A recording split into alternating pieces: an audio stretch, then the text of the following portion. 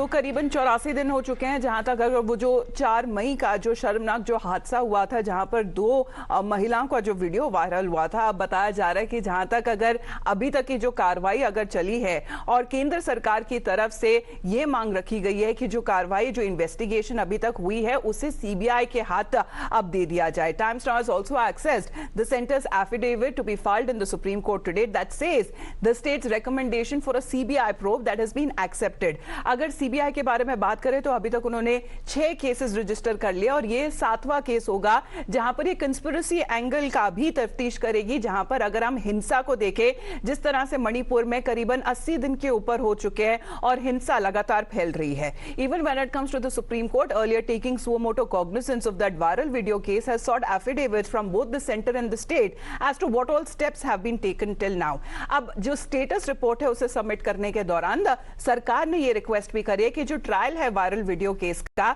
उसे मणिपुर के बाहर जो केस है उसकी कार्रवाई वहां की जाए। तो अगर हम बात करें सेंटर के एफिडेविट के बारे में, उसको ब्रेक डाउन कर देते हैं डिटेल्स एक एक करके। जहां तक अगर पहला पॉइंट सामने रखते हुए वहां पर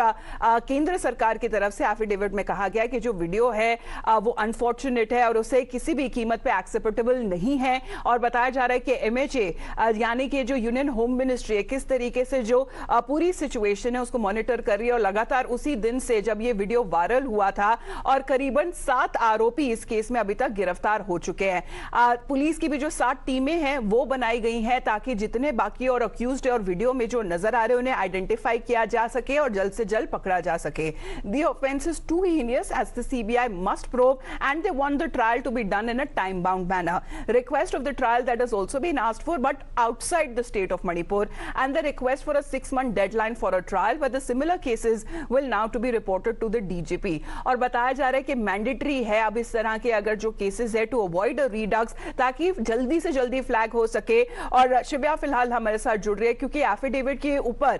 जिस तरह से सरकार ने अपना पक्ष सामने रखा है उसके बारे में जरा डिटेल्स बताएं शिव्या जी। तो एक बार इस एफिडेविट पे नजर मारते हैं। जहां तक इसके पूरे कंटेंट की बात है, जीरो टॉलरेंस का जो मैसेज है वो सरकार की तरफ से दिया गया है, wherein they say the approach of the central government is of zero tolerance towards any crimes against women. The central government considers the offensive like the present one to be too heinous which deserve to be taken not only with the seriousness it deserves but justice should be seen to be done so that it has a deterrent effect throughout the nation with respect to crimes against women. This is one of the reasons why the central government with consent from the state government has taken a decision to entrust the investigation to an independent investigating agency, that is the CBI. And the central government also believes that not only the investigation should be completed at the earliest but the trial should also be conducted in a time bound manner which must take place outside the state of Manipur. Therefore, the government has made a specific request that the entire case including trial of the offence in question be ordered to be transferred by the honorable court to any state outside the state of Manipur. तो ये सारी जो है मांगे अमिता रखी गई हैं जहां तक सुप्रीम कोर्ट में ये दाखिल जो किया गया एफिडेविट। धन्यवाद आपका शिव्या हमारे साथ जुड़ने के लिए। So it was